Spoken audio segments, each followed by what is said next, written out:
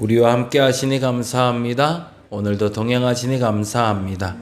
무더위가 계속되고 있습니다. 더위에 건강 해치지 않게 하시고 무엇보다 코로나가 계속 확산되고 있습니다. 코로나 가운데 모든 성도들의 건강을 지켜 주시옵소서. 저들이 하고자 하는 일에게 하나님 지혜를 허락하여 주시사 그 일을 잘 감당하게 하여 주시고 하나님이 주시는 열매 거둘 수 있도록 준비된 사람들 되게 하여 주시옵소서. 오늘도 감사합니다. 고마우신 예수님 이름으로 기도드립니다. 아멘, 아멘. 오늘은 역대하 32장에 있는 말씀 같이 봅니다. 역대하 32장 5절에서 8절. 역대하 32장입니다. 네, 5절에서 8절 같이 읽겠습니다. 히스기야가 잠시만요. 네. 찾으셨어요? 32장 5절에서 같이 읽겠습니다. 히스기야가 힘을 내어 무너진 모든 성벽을 보수하되 망대까지 높이 쌓고 또 외성을 쌓고 다윗성의 밀로를 견고하게 하고 무기와 방패를 많이 만들고 군대 지휘관들을 세워 백성을 거느리게 하고 성문 광장에서 자기 앞에 무리를 모으고 말로 위로하여 이르되 너희는 마음을 강하게 하며 담대히 하고 아수르 왕과 그를 따르는 온 무리로 말미암아 두려워하지 말며 놀라지 말라. 우리와 함께 하시는 이가 그와 함께 하는 자보다 크니 그와 함께 하는 자는 육신의 팔이요 우리와 함께 하시는 이는 우리의 하나님 여호와시라. 반드시 우리를 도우시고 우리를 대신하여 싸우시리라 하매 백성이 유다 왕 히스기야의 말로 말미암아 안심하니라. 아멘, 아멘. 오늘 31장부터 33장까지는 히스기야 왕에서 므낫세 왕까지 넘어가는 과정을 그리고 있는데요. 히스기야 왕에 대해서 이야기할 때 제일 먼저 살펴봐야 될 부분은 사실은 30장부터 시작됩니다. 13대 왕인 히스기야 왕에 대해서 우리가 함께 살펴볼 텐데 30장 10절에서 11절 30장 10절에서 11절 같이 한번 읽어볼까요? 보발꾼이 에브라임과 므낫세 지방 갓 성읍으로 두루 다녀서 스불론까지 이르렀으나 사람들이 그들을 조롱하며 비웃었더라. 이거부터 시작이 돼야 돼요. 이게 무슨 말일까? 보발꾼. 이런 옛날 말들이 참 예쁜 단어가 많아요. 파발하시는 분들이죠. 지금 말로 이제 우체부 역시 소식통들이 되는데 보발꾼을 보냈대요. 어디로요? 에브라임과 므낫세 지방. 에브라임과 므낫세 지방이면 어딜 얘기할까? 우리가 잘 이제 구별을 한번 해야 되는데요. 에브라임과 므낫세는 요셉 지파죠. 요셉 지파는 북이스라엘 쪽이 됩니다. 북이스라엘 쪽.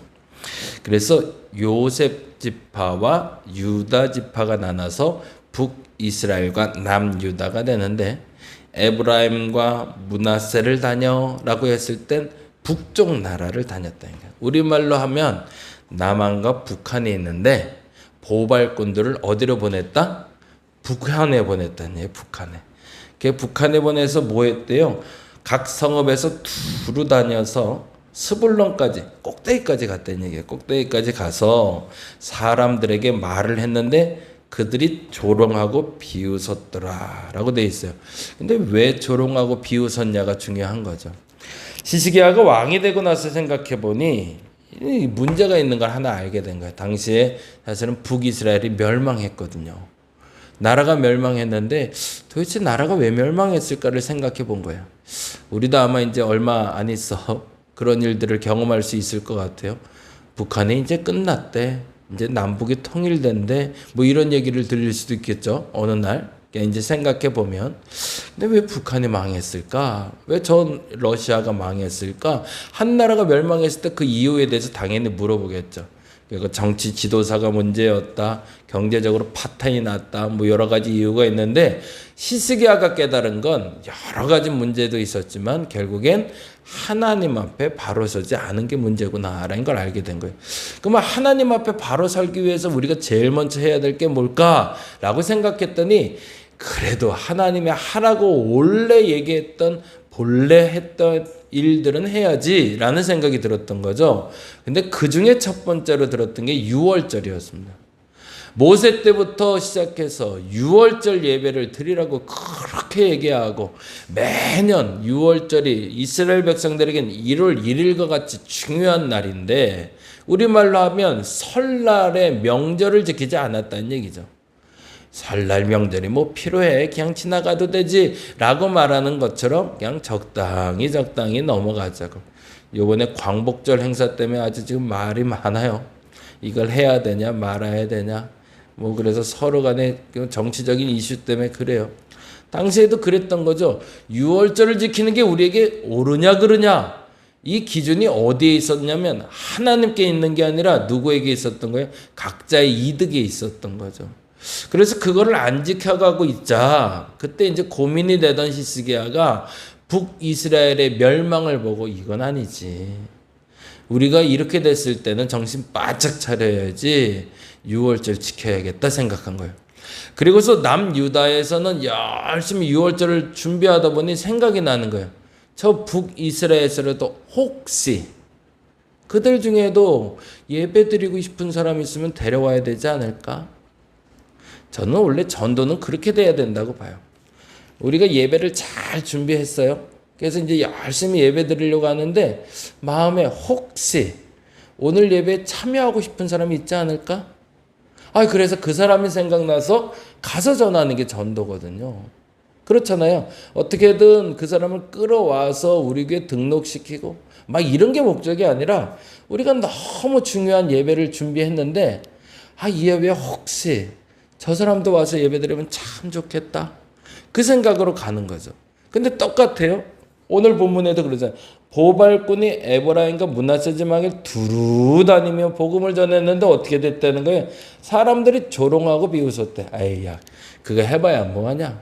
이미 망했는데 할 필요 없어. 라고 얘기하는 사람들이 더 많았다는 얘기죠.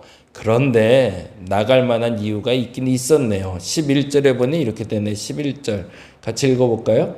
그러나 아셀과 므낫세와 스불론 중에서 몇 사람이 그냥 수많은 무리가도 또 아니에요. 어마어마하게 많은 사람이 그런 것도 아니에요. 그 많은 동네를 다녔는데 북이스라엘 전체를 다 다녔는데 고작 몇 사람이 스스로 겸손한 마음으로 예루살렘에 왔대요. 수천 수만의 사람들에게 복음을 전하면 그래도 수백 명은 와야지. 우리 생각엔 그렇잖아요. 아니 내가 이 마을에서 한 10년을 복음을 전했는데 그래도 매번 사람은 와야지. 그래도 요즘은 그래도 좀 나아요. 일주일에 한 번 정도 누가 온다고도 하고 왔다도 가고 그러니까 좀 살 것 같아요. 요즘 참 전도하기 어렵네요. 그런데 중요한 건 그 수많은 사람에게 복음을 전했는데 그중에 몇 사람이 왔대요. 잘한 거죠. 그리고 나서 12절 이렇게 됩니다. 하나님의 손이 또한 유다 사람들을 감동시키사 그들에게 왕과 방백들이 여호와의 말씀대로 전한 명령을 한 마음으로 준행하게 하셨더라. 그리고 이렇게 얘기합니다. 13절 둘째 달 백성이 무교절을 지키려 하여 예루살렘에 많이 모이니 매우 큰 모임이라 라고 되어 있습니다. 이게 31장의 배경이 되는 얘기가 됩니다. 예루살렘에서 히스기야 왕 때 드디어 13대 왕이 되었을 때 비로소 유월절을 지키겠다고 선포하자 유다 온 백성이 모여서 열심히 예배 준비했는데 준비하다 보니 북이스라엘 사람들도 왔으면 좋겠다라고 생각해서 파발꾼들을 보내서 열심히 전화했더니 그중에 고작 몇 명이 왔더라. 근데 그거 상관없이 어찌했든 스스로 겸비하여 온 사람들이 있으니 그들도 환영하며 우리 마음껏 한번 예배 드려보자 했더니 큰 모임이 됐더라는 거죠. 그리고 31장 1절에 이렇게 됩니다. 같이 한번 읽어볼까요? 31장 1절. 이 모든 일이 끝남에 31장 1절입니다. 거기에 있는 이스라엘 무리가 나가서 유다 여러 성읍에 이르러 주상을 깨뜨리며 아세라 목상을 찍으며 유다와 베냐민과 에브라임과 므낫세 온 땅에서 거기다 줄 쳐놓으세요. 유다와 베냐민과 에브라임과 므낫세 거기다가 줄 쳐놔주세요. 그건 무슨 말일까요? 유다, 베냐민, 에브라임, 므낫세 아까 말한 대로 유다 지파와 요셉 지파, 북이스라엘과 남유다 온 땅에서 산당들과 제단들을 제거하고 없애고 이스라엘 모든 자손이 각각 자기들의 본성 기업으로 돌아갔더라 라고 되어 있습니다. 드디어 이스라엘이 하나가 되었더라 라고 얘기한 거죠. 무엇으로? 예배로 말미암아 하나가 되었더라. 서로 간에 불편한 일이 있고 어려운 일이 있을 수가 있어요. 그럴 때마다 우리가 고민하며 해야 될 일이 있어요. 그 문제를 어떻게 해결할까? 이제 끝났으니까 이제 끝내자 라고 하는 게 그리스도인의 태도는 아니죠. 뭔가 좀 불편해도 다시 한번 하나 되려고 애를 써봐야 되는 게 맞죠. 근데 물론 안 될 때가 있어요. 결국엔 안 될 수도 있어요. 그럼에도 불구하고 노력은 해보는 거죠. 소수지만 그 소수의 사람들과 하나됨을 경험한 이스라엘은 만족합니다. 그리고 나서 32장으로 넘어가 볼까요? 32장 1절에 보니 이렇게 나옵니다. 그러면 이렇게 예배를 잘 드렸으니 하나님이 복 주셔야 되잖아요. 그런데 어떤 일이 벌어져요? 32장 1절에 보니까 이 모든 충성된 일, 이 충성된 일은 뭘까요? 남과 북이 하나가 돼서 유월절 예배를 드렸을 때 그것을 마무리하자라는 뜻이에요. 그러면 하나님, 이뻐 죽겠네. 얘들한테 진짜 좋은 거 줘야겠다. 이래야 되는데 어떤 일이 벌어졌대요? 아수르 왕 산헤립이 유다에 들어와서 견고한 성읍들을 향하여 진을 치고 쳐서 점령하고자 했대요. 뭐예요? 전쟁이 일어났다는 거죠. 야, 내가 이렇게 열심히 예수 믿으려고 하면 앞으로는 복 주셔야지 라고 생각했는데도 웬걸 외국 사람들이 들어와서 공격을 하고 전쟁이 일어났으니 이거 뭐야, 예수 잘 믿어봐야 아무 소용없잖아 라고 말할 법한 거죠. 그때 히스기야가 아까 읽었던 본문 5절부터 8절을 얘기합니다. 같이 읽어볼까요? 히스기야가 힘을 내요. 언제 힘을 냈대요? 전쟁이 일어났을 때. 무너진 모든 성벽을 보수하되 망대까지 높이 쌓고 또 외성을 쌓고 다윗성의 밀로를 견고하게 하고 무기와 방패를 많이 만들고 이게 전쟁 준비를 했다는 얘기죠. 그리고 나서 이렇게 얘기했습니다. 7절입니다. 너희는 마음을 강하게 하며 담대히 하고 아수르 왕과 그를 따르는 온 무리로 말미암아 두려워하지 말며 놀라지 말라. 우리와 함께 하시는 이가 그와 함께하는 자보다 크니. 그 8절 그와 함께하는 자는 육신의 팔이요 우리와 함께하시는 이는 우리의 하나님 여호와시라. 반드시 우리를 도우시고 우리를 대신하여 싸우시리라 하며 백성이 유다 왕 히스기야의 말로 말미암아 뭐였대요? 안심하니라 라고 되어 있습니다. 그리고 전쟁에 나갔더니 결과가 어떻게 됐더라? 32장 20절 21절 결과가 이렇게 되어 있네요. 20절 21절 같이 읽고 마무리하겠습니다. 20절 21절 읽겠습니다. 이러므로 히스기야 왕이 아모스의 아들 선지자 이사야와 더불어 하늘을 향하여 부르짖어 기도하였더니 여호와께서 한 천사를 보내어 아스루 왕의 진영에서 모든 큰 용사와 대장과 지휘관들을 멸하신지라. 아스루 왕이 낯이 뜨거워 그의 고국으로 돌아갔더니 그의 시내 전에 들어갔을 때 그의 몸에서 난 자들이 거기서 칼로 죽였더라 라고 끝납니다. 전쟁에 이겼다는 얘기죠.